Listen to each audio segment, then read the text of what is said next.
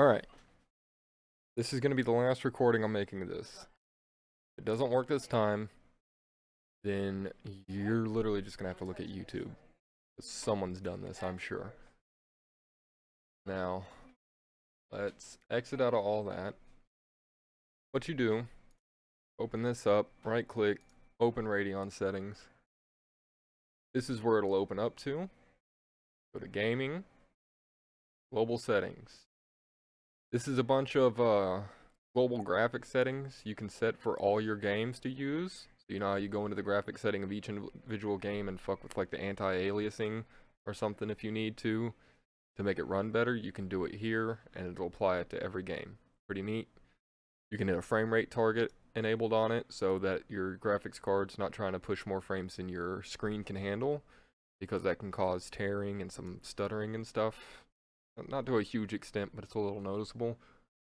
Don't use that when you're benching and stressing trying to get a overclock though, because you want to see everything that's going on. But you click up here on Global Wattman. This is where you do all your overclocking of it. Now, I hit reset to show you what it all just starts out at. Boom, right here, everything completely stock. This is where you're going to do your core clock overclocking. That's the actual megahertz that the GPU is running at. So at frequency percentage here, it doesn't actually tell you what the values are. A little weird. I don't understand why anybody would use it this way. But I mean, you can slide it up to get higher, slide it down to lower, and it lowers it all the way across the board. But you actually can't see what you're doing, so it's nonsense. You click the frequency thing though, and it switches to megahertz instead of a percentage. And this is where it actually tells you the values of each stage, which state 1, state 2, state 3, all the way to 7. That's got to do with how much of your GPU is being used. So if only like 25 or 30% of your GPU is being used, it's gonna use a lower clock speed on it. You don't really need all the horsepower out of it whenever you're doing something that light of a task. So it's kind of a power saving efficiency mode for it, really. These last two states are what you should really focus on, you know. So if it's anything about 80% or more using your GPU, then that's where you're going to get the performance boost of actually overclocking here. So I've done this a few times. I've tried to record it a few times, all with different problems. Either whenever I finally did hit an instability, it completely crashed out, messed up the recording, which is why capture cards would come in handy, because you could actually record that whole process instead of just ruining the fucking video that you were trying to record. So I'm going to go ahead and put in what I know works for my card, and I'm going to explain to you how I got there instead of actually trying to go through and show you step by step. So I know that 1400, I knew that worked because that's what Asus thing let me tag it out at. I knew that worked. The whole reason I came into this was because I thought I could get more than 1400. Which I was right, not a whole lot more, but more. And you know, if it's there and it's free, and it's not really going to change much, why not just put on that extra little percentage? I'll take the second one, and I'm going to bump it up to about 1390. And then actually I'm going to adjust this third one too, just a hair. Give it a more even slope. Now that's all I'm going to do with the core clock here. 1450, I know it's stable. I've fucked with it everywhere above and below, ran into problems or thought I could push it further. This is where I got. I could do a lot more, probably. I could probably get it up to 1460, 1465, but I'm going to do that after I get done making this damn video for you. I just want to show you something that works. But you push it up in increments of about 10 or so each time you use it, and you're like, okay, that works. You push this up about 10. And then you go back and test it again, and it's like, okay, that works, and you push it up 10 more, blah, blah, blah, until eventually it just doesn't fucking work. Now, my memory clock here, this doesn't give you as much as far as flat-out gains as the GPU core clock does, but it still helps. And especially with, like, dropped frames and stuttering, like micro-stuttering that you might see in games like Rust that are using a lot of the VRAM. You know, you'll see small stuttering sometimes, and it's not necessarily because the GPU core can't handle it, but it's just small little stutters that might be coming from the actual RAM in the graphics card. So I know that I can boost this up to about 125 extra. So 2,125 from fucking with it and just trying it in different ways and different configurations. I know this is what I can get it to. I started out with 50, went up to 75, and so on and so forth till it crashed, and I brought it down. Now, this core clock here, this 1450, is no good at all whatsoever. It's not even going to try to do it unless you give the card a little extra power to do it with. Now with this is where overclocking gets to where some people might call it dangerous, because it lets you fuck with the power limit. Now if I crank this all the way up to 50, it might get dangerous, because this is what starts affecting the temperature of the card. Now, I'm pretty sure I can hit 30% extra power and still be okay, because running this card at around 15% at 100% load for like 20 minutes only gets it up to about 64 degrees, and anything under 80 degrees is completely fine to run on a day-to-day basis. As long as it's under 80, it's safe. Some cards, like the older AMD cards, the R9 390 and the Titan X Black that I had, those motherfuckers can go all the way up to 90 and still be a pretty okay temperature. The Titan Black hit 85 regularly, especially during the summer. It fucking wasn't nothing for that card to get hot as hell. This, with 30%, I'm sure is still only going to be around 65, 66 degrees under load. So we're going to test that in just a second. But these are the things that you want to kind of tinker with some. You know, you push up this high end here, and the second one just a little bit, just to kind of match it so you don't get some big crazy power spike out of nowhere that might cause some stuttering and stuff in your game. You push the power limit up, and I'll show you why we do that in a second as well. Actually, you know what? Let's go ahead and just drop it down to 15%, right? Or 10. We'll put it at a modest 10. Alright, so because I can show you that while we're benchmarking.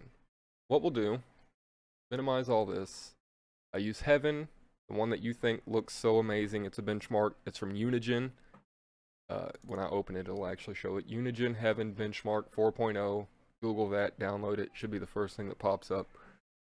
I'm going to run it at 1920 by 1080. So whenever you get your monitor upgrade, this is about what you can expect to see. Tessellation disabled, because that's just going to completely shit on the results of the benchmark, like completely destroy them. So we just leave that disabled. Quality Ultra, DirectX 11, 8x anti-aliasing, just to put a little bit of extra stress on there. And I'm not going to run it full screen because I want to be able to switch back and forth to show you some things. Full screen would actually make it run a little bit better, but you know, because it would actually shut the other stuff in Windows down in the background and focus more resources to it. Let's just go ahead and start this.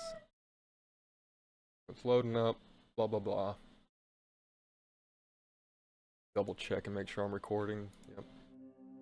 Alright, right here, this is Heaven. You got your benchmark up here, camera. I've never actually messed with camera, but you can go in and kind of adjust some of the settings as well. Benchmark's about the only thing I use on this.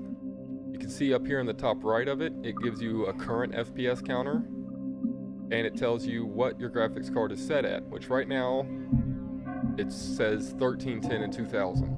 The reason it says that is because I'm an idiot again, and on this page here I never went up here and clicked apply.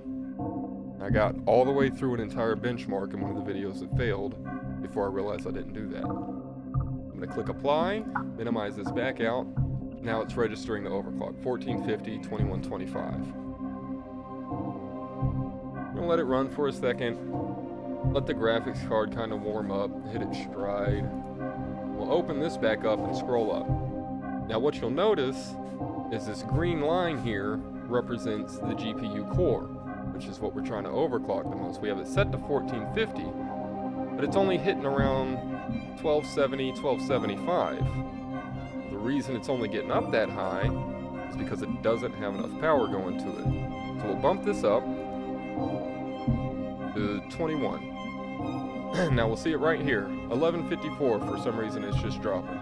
We're gonna hit apply, and we should see almost immediately the changes that are gonna happen. We'll minimize this out, look at Heaven. And what we're looking for when we're overclocking is little artifacting, little tears and triangles and gaps and stuff that might happen in the picture. It just looks like, it almost looks like glitches. It's really noticeable if you see it. Kind of hard to explain though. Yeah, that's the type of stuff we're looking for though. Heaven's still running completely fine though, smooth. Go back up here.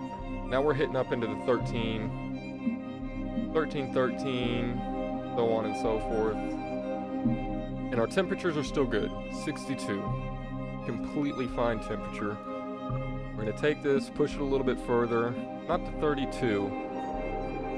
Let me bring it down a little. Come on. Bring it right to 30. We're gonna hit apply again. Once you start messing with that power limit, that's when you really want to start watching the temperature. Now this card, you'll be able to hit the same power limits and pretty much get the same temperatures. But another thing is you might not have to push the power as high to get 1450 because of the silicon just being different. Now we're seeing 1429, still kind of dipping for some fucking reason. That's kind of aggravating me. Tell you what I'm going to do. I'm going to drop this down to 2100 because that might actually be taken away from the power of the core a little bit. Yeah, see, there we go.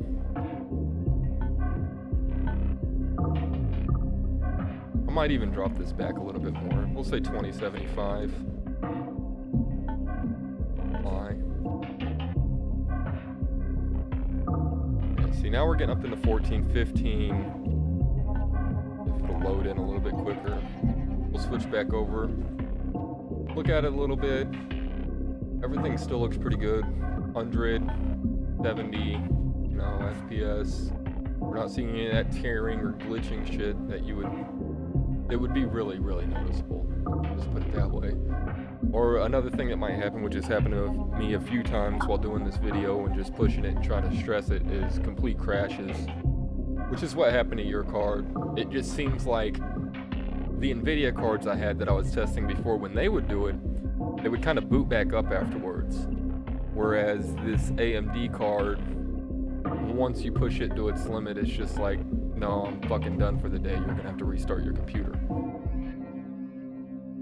So, I mean, that makes it a little bit more annoying to benchmark, you know, and overclock, because you have to do a full restart instead of just closing Heaven and restarting it. You actually have to restart your whole computer. But once you start getting to where you know, or your safe numbers, it just gets as simple as this, really. We're gonna let it run a little bit more. We're gonna check back on our core here. 1450, steady. Few dips, minor dips there. That happens. I'm not entirely sure exactly why, but it's hitting it for a pretty good solid minute there. So we know that our power limit's right where it needs to be, and this is just some standard frequency drop that kind of happens in GPUs. The 2075, 1450 at 30% extra power, right around the sweet spot for my card. 66 degrees, not bad at all. Considering coming out of the box it runs at about 62, 60 maybe even, if you play Rust for a long time. So this isn't bad. Now we'll minimize this out, come back into Heaven here, hit F9 and start a benchmark. See what happens. We're just gonna let this run through. Now at stock, this thing was hitting about 64 frames and a score of about 1600. Right now this is already aggravating me because it already looks really low.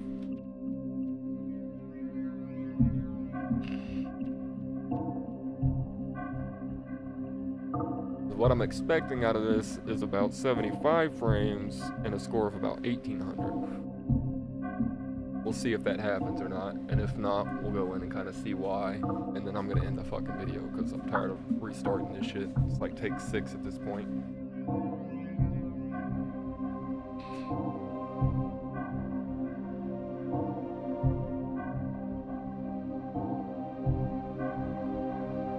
We're up to 70 now. Well, 69.5. It might get what I'm expecting. I can't tell you how many times I've done this, and for some reason it was just sitting at 65 because I either didn't have enough power to it, or I had the memory clock trying too hard, and it was just pulling away from the core. So, looking kind of good right now. We'll see where it actually lands. You gotta remember with OBS running as well, that's pulling a lot of resources from the computer with OBS running too, so with OBS off, it'll probably even score a little bit higher.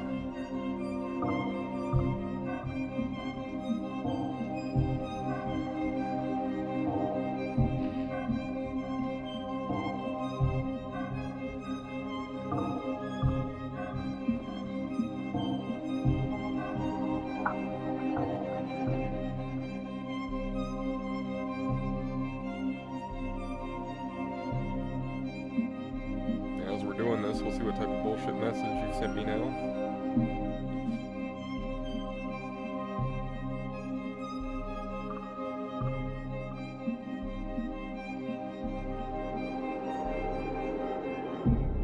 Not looking like it's gonna want to hit 74 for me, 75. We'll go in afterwards and look at it and see why.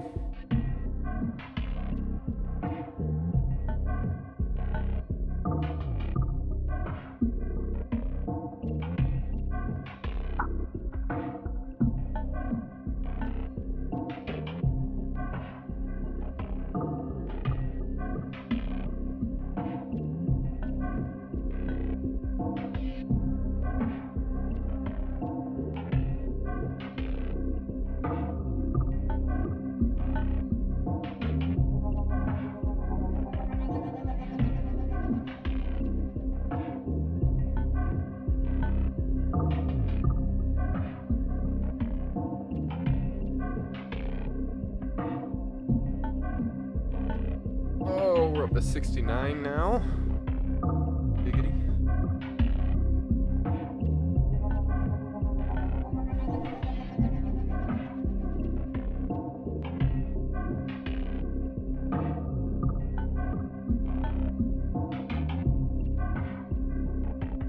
You can see right now our max frames down here in this bottom right corner. Our max frames is 127.6. Now at stock, this only got up to around 96.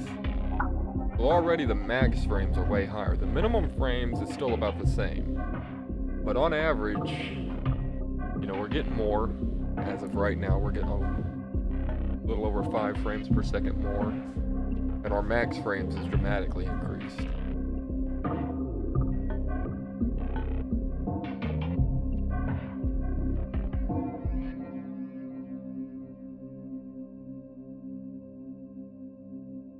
Now, it didn't hit what I was hoping it would hit. I got right at 70, a 5 FPS increase, which is close to 10%, which we were expecting more. We're gonna go back into these Radeon settings and just see what was going on. Okay, see, it wasn't holding its 1450 clock at all, by any means. It wasn't holding it. Oh, we're gonna dial the memory back again. Put it at 2050. GPU got up to 68 degrees. A little warm, but it's still completely fine. Apply that.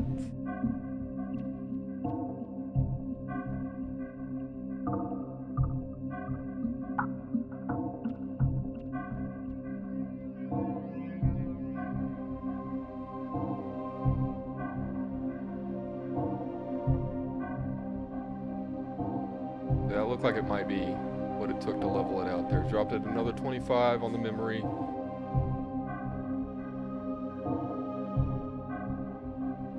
Guess we'll run one more benchmark after we watch this for a second, just to see if it's leveled out more closely to 15 or 1450.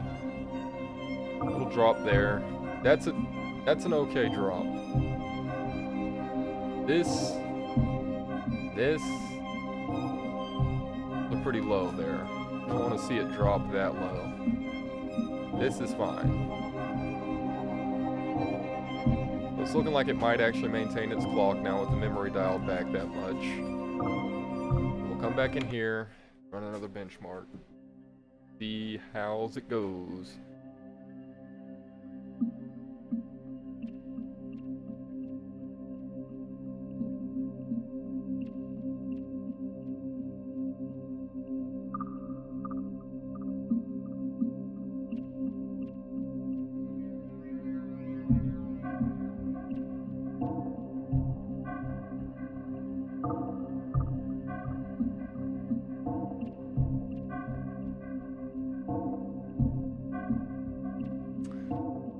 Alright, so already, minimum FPS is 49, max is 98. See if those change. Sitting at 69 on the average. You can look up here in the top right corner and just see that right now we're just going to be climbing. It's stayed over 70 on these scenes. It's sinking a little bit there. This is what my fraps looks like when I'm playing Rust. My shit doesn't just sit tacked out, it's jumping around like this because that's what happens. In regular gaming, if you're not hitting max frames, it's going to jump around with about 10 to 15 frame differences.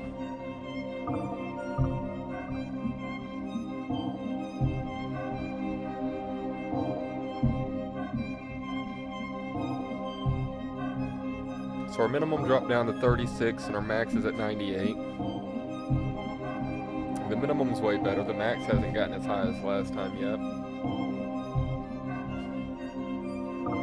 But honestly, you'd like to see minimum FPS come up rather than max anyways. The minimum FPS is what those really low frame drops are and what really causes the noticeable stuttering and stuff.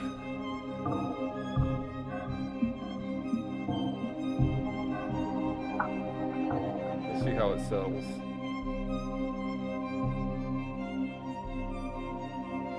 We're going to switch over into Radeon real quick and see how the card's running. Look at this, it's dipping still. 1358.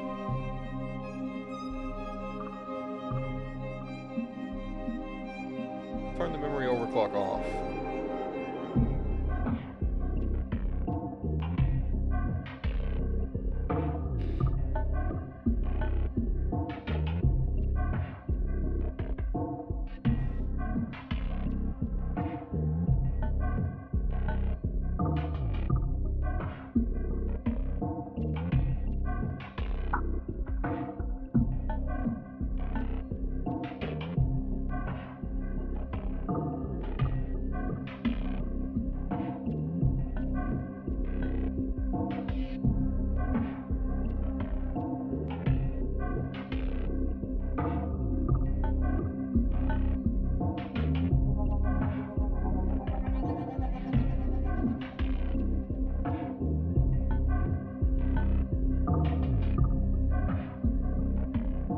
Not bringing it up that much since we did that, but let's look back at the graph and see if it's holding its clock a little bit better.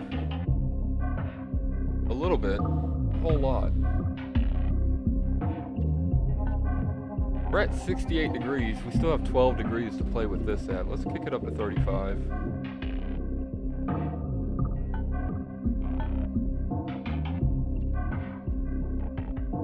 And what we're wanting to do is we want this clock to basically level itself out. And that's the art of overclocking, is getting the core up and getting the power to match it. And it's the same way with the CPU. You can set this core at whatever the fuck you want, but if it doesn't have the power to push it, it's not going to hit it.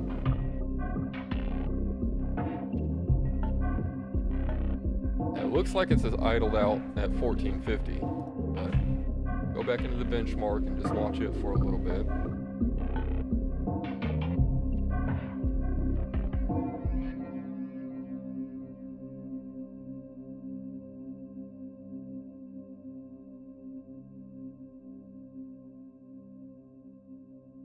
Alright, it ended about the same place as the last time.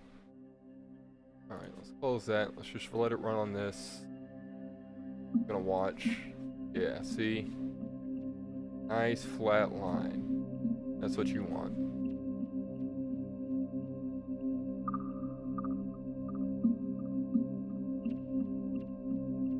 So I mean, what I'm probably gonna do after I end this video is I'm gonna let this run for a while.